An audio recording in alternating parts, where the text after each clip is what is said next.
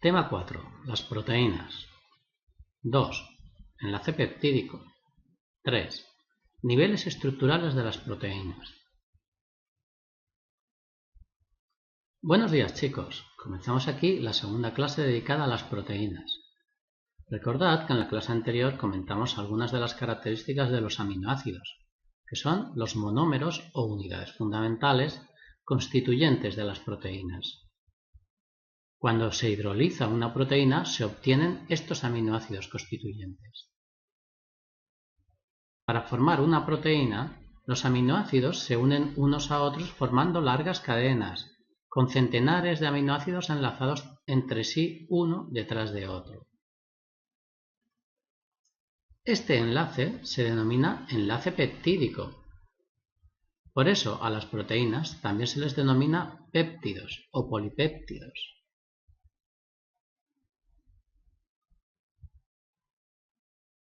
Con los 20 tipos distintos de aminoácidos se construyen los millones de proteínas diferentes que existen en los seres vivos.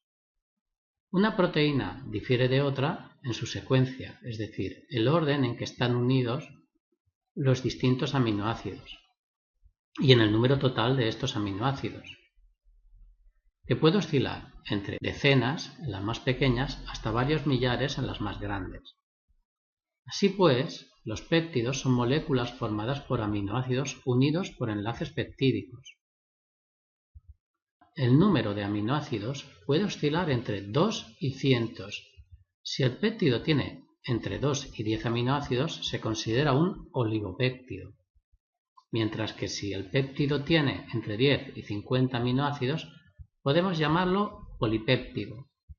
Si tiene más de 50 aminoácidos, se considerará una proteína. También podemos hablar de oligómeros, que son proteínas formadas por subunidades idénticas denominadas protómeros. O podemos hablar de proteínas sencillas y de proteínas conjugadas, las cuales poseen un grupo prostético, es decir, no proteico. Respecto del enlace peptídico, este es un enlace de tipo amida, que se establece entre el grupo alfa-carboxilo de un aminoácido y el grupo alfa-amino del siguiente, con la pérdida correspondiente de una molécula de agua. Entre los átomos que forman el enlace peptídico se produce la resonancia de la pareja de electrones compartidos entre el oxígeno y el carbono, que pueden pasar de este enlace al enlace entre el carbono y el nitrógeno, lo que daría lugar a un doble enlace, pero instantáneamente vuelven al doble enlace entre el carbono y el oxígeno. Así pues, el enlace peptídico presenta un carácter parcial de doble enlace. Por ello, todos sus átomos, carbono, oxígeno, nitrógeno e hidrógeno, se presentan en un mismo plano. Sin embargo, los enlaces entre el carboxilo y el carbono alfa, denominado fin, y entre el carbono alfa y el grupo amino, denominado si, sí que pueden rotar. Así, los enlaces peptídicos se presentan en planos que pueden realizar ciertos giros unos respecto a otros, aunque no libremente, sino con restricciones, debidas estas a las interacciones que suceden entre las cadenas laterales de los aminoácidos.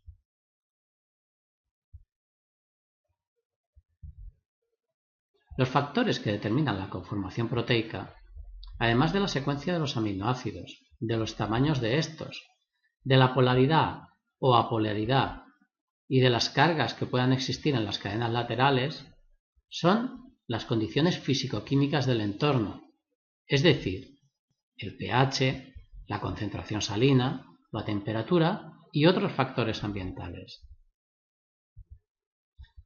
Las proteínas pueden sufrir la desnaturalización o pérdida de la conformación tridimensional de esta proteína si se cambian estas condiciones físico-químicas.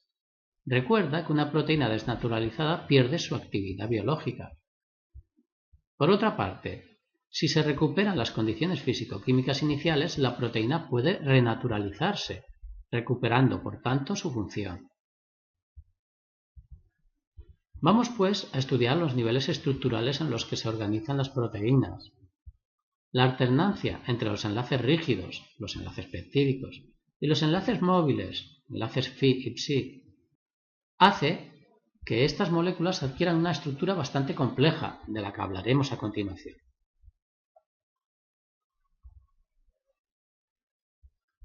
En primer lugar, la secuencia de aminoácidos de una proteína constituye su estructura primaria. La estructura primaria de las proteínas hace referencia a la secuencia de aminoácidos que la componen, ordenados desde el primer aminoácido hasta el último. El primer aminoácido tiene siempre libre el grupo amino, por lo que se le da el nombre de aminoácido N-terminal, mientras que el último aminoácido de la secuencia siempre tiene libre el grupo carboxilo, por lo que se denomina aminoácido carboxilo terminal. Por lo tanto, la secuencia de la proteína será el orden de los aminoácidos desde el amino terminal hasta el carboxilo terminal. La estructura primaria determina las demás estructuras de la proteína. La estructura primaria está determinada por la secuencia del gen y podemos adivinarla secuenciando la proteína. Cada proteína tiene un número de aminoácidos y una secuencia característica, que se encuentran codificados en la secuencia del gen que codifica dicha proteína. La estructura primaria nos permite entender sus propiedades funcionales, identificar la familia a la que pertenece la proteína y describir los polimorfismos o las mutaciones que podrían causar enfermedades moleculares. Una mutación puntual en un gen puede producir un cambio en la secuencia de aminoácidos que resulta en una proteína defectuosa, causando, por tanto, una patología. En otros casos se pueden producir deleciones o duplicaciones de secuencia. Respecto del polimorfismo, la estructura primaria de una proteína puede variar en diferentes especies y dentro de la misma especie entre diversos individuos, o incluso dentro de un mismo individuo entre diversos tejidos, o en diversas fases del desarrollo. Debes tener en cuenta que entre el 20 y el 30% de las proteínas humanas son polimórficas. También debemos tener en cuenta que las proteínas contienen regiones esenciales para su función. La secuencia de estas regiones se encuentra muy conservada en la línea evolutiva.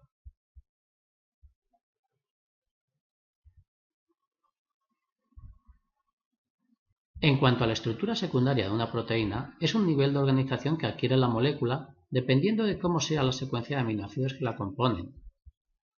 Un péptido puede tener varias conformaciones, las cuales están influenciadas por la rigidez del enlace peptídico, por la capacidad de giro de los enlaces establecidos con el carbono asimétrico, según los ángulos Phi y Psi, y por la interacción de los radicales de los aminoácidos entre sí, y con la disolución en la que se encuentra el péptido.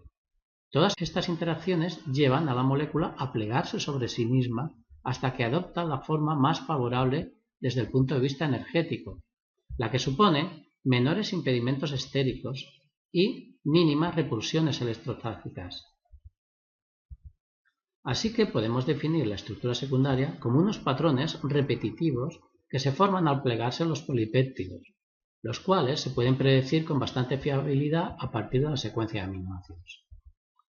Los tipos de estructura secundaria más frecuentes son la hélice alfa, la beta hoja plegada y el giro beta. La hélice alfa es una estructura helicoidal, dextrógira, es decir, una hélice que gira hacia la derecha, mirándolo desde el amino terminal. La estructura se estabiliza gracias a la gran cantidad de puentes de hidrógeno que se establecen entre los aminoácidos de la espiral. Se forma un puente de hidrógeno entre el oxígeno del enlace peptídico de un aminoácido y el hidrógeno del NH del cuarto aminoácido detrás de este. Cada vuelta de hélice tiene 3,6 aminoácidos y existe una distancia de 0,54 nanómetros por vuelta. Adquieren esta configuración las proteínas que poseen un elevado número de aminoácidos con radicales grandes o hidrófilos. ya que las cargas interactúan con las moléculas de agua que la rodean. Estos radicales sobresalen de manera perpendicular al eje de la hélice, mientras que la prolina y la glicina son aminoácidos que desestabilizan la hélice.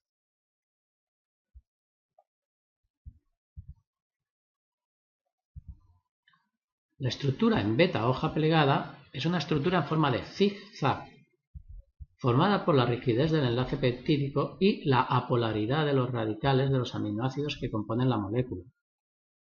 Se estabiliza creando puentes de hidrógeno entre distintas zonas de la misma molécula, doblando su estructura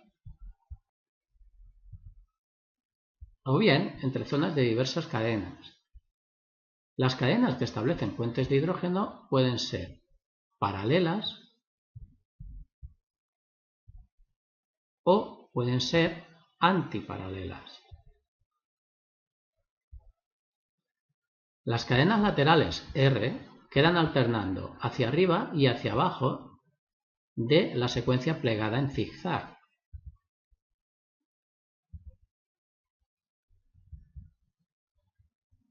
En cuanto a los codos beta, estos son elementos de conexión entre hélices y o láminas beta.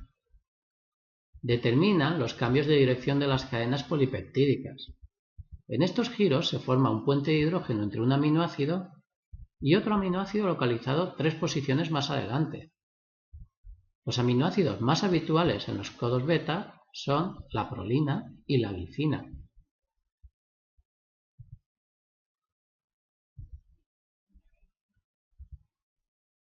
En cuanto a la estructura terciaria, esta informa sobre la disposición de la estructura secundaria de un polipéptido, al plegarse sobre sí misma, originando una conformación globular, como es habitual, o fibrilar, en un número menor de los casos. Es, en definitiva, la estructura primaria la que determina cuál será la secundaria y, por tanto, la estructura terciaria. La conformación globular facilita la solubilidad en agua y así permite realizar funciones de transportes, funciones enzimáticas, funciones hormonales, etc. Esta conformación globular se mantiene estable gracias a la existencia de enlaces entre los radicales RR de los distintos aminoácidos. Varios son los tipos de enlace que estabilizan la conformación globular. Entre ellos, el puente disulfuro entre dos radicales de aminoácidos cisteína, los cuales tienen un grupo sulfuro terminal, SH, que puede reducirse formando un enlace covalente en el que se unen los azufres de ambas cisteínas. Este enlace es un enlace covalente, pero también pueden producirse uniones no covalentes, débiles pero muy numerosas, como son los puentes de hidrógeno entre grupos polares de las cadenas laterales de distintos aminoácidos. Las interacciones electrostáticas entre grupos cargados positivamente, cadenas laterales de aminoácidos básicos, y grupos cargados negativamente, es decir, cadenas laterales de aminoácidos ácidos. Las interacciones hidrofóbicas y fuerzas de Van der Waals suceden entre los grupos laterales apolares. Algunas proteínas fibrosas también tienen estructura terciaria alargada, como son las proteínas que mantienen la estructura del tejido conjuntivo. Estas pueden ser la elastina, la reticulina o la queratina. También es el caso de la fibroína o proteína de la seda.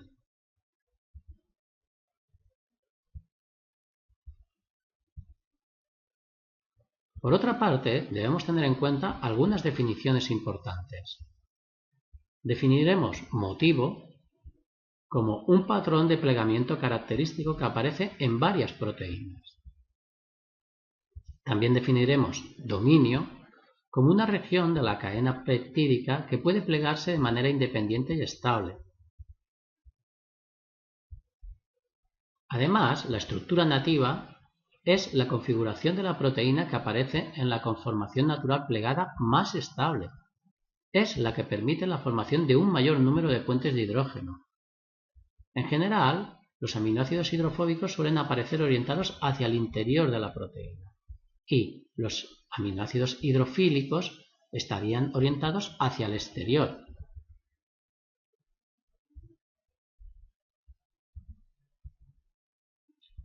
Por último, la estructura cuaternaria informa de la unión de varias cadenas polipeptídicas con estructura terciaria, mediante enlaces débiles, no covalentes, para formar un complejo proteico, una proteína oligomérica. Cada una de estas cadenas polipeptídicas unidas recibe el nombre de protómero o de oligómero. Este es el caso de la hemoglobina, proteína formada por 4 subunidades proteicas de globina, iguales 2 a 2, formando 2 cadenas alfa y 2 cadenas beta. Cada una de estas cadenas de globina posee como grupo prostético un grupo hemo, el cual se une a una molécula de oxígeno. Sería pues una proteína con estructura cuaternaria, mientras que la mioglobina, proteína transportadora del oxígeno en el músculo, está formada por una sola cadena de globina, con su correspondiente grupo hemo, al cual se une una molécula de oxígeno, por lo que ésta solo presenta estructura terciaria.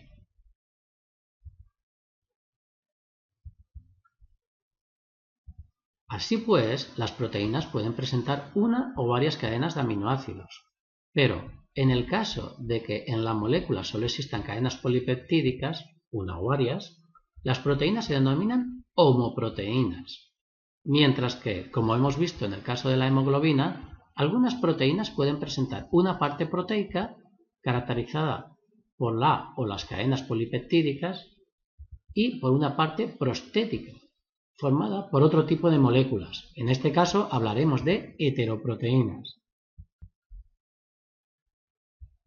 Bueno chicos, no quiero cansaros demasiado, así que lo dejaremos por hoy. Recordad que ya estáis capacitados para realizar las actividades desde la 5 a la 9 de los apuntes. Veréis que son muy fáciles. ¡Hasta luego!